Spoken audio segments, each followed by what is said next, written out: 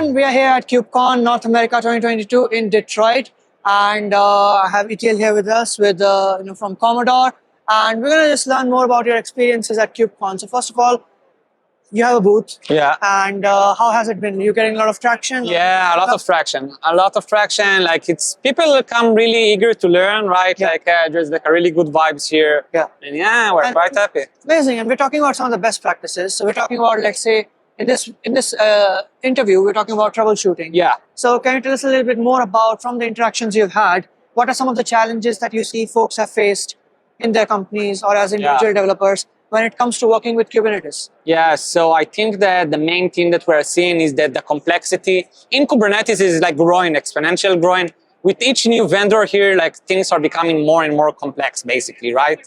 And with that complexity comes like a price when it comes to troubleshooting, on trying to understand where the issue lies and how do I solve them. And we see that complexity causing more and more problems with troubleshooting. And like people are coming to the Komodor booth mainly because we help them reduce that amount of complexity. Like that's one thing that we're seeing. Yeah. And can you tell us a little bit more about like if you attended any interesting talks? I wasn't in any interesting talks. I will say that the thing that is like the buzz of the conference is like platform engineering. Everyone is talking about it. Not a lot of people are sure, is it a real thing? Is it like fake or just a rebrand again of like DevOps or SRE? So we see a lot of people trying to understand like what is it, how does it fit in?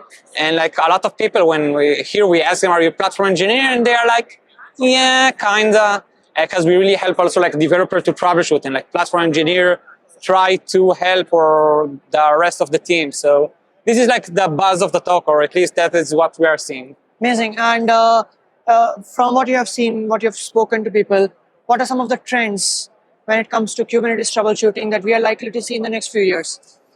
I think that the main trend is the shift left movement, like the platform engineer, or the reason platform engineer exists.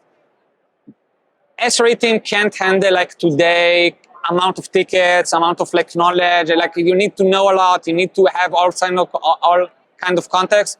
We see the troubleshooting being much more distributed across both SRE, developer, platform engineer, to each one to really try to own his own part. So I think that's like a huge trend that we're seeing, empowerment of developers on one hand, and trying to equip them with the relevant tools like Komodor on the other.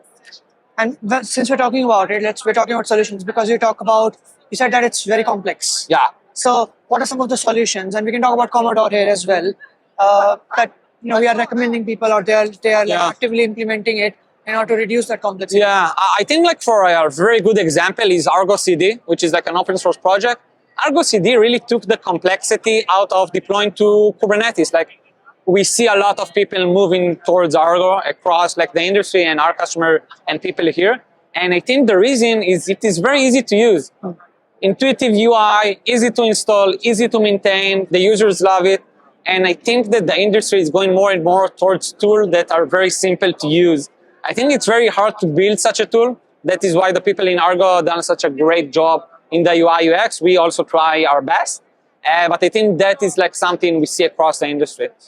Amazing. Well, thanks a lot for sharing it, Itiel, and looking forward to the next few KubeCons. Yeah.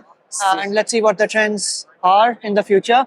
If you want to learn more about Komodor, you can check out the links in the description below. For more clips from KubeCon, check out Civo TV on YouTube. Thank you. Thank you.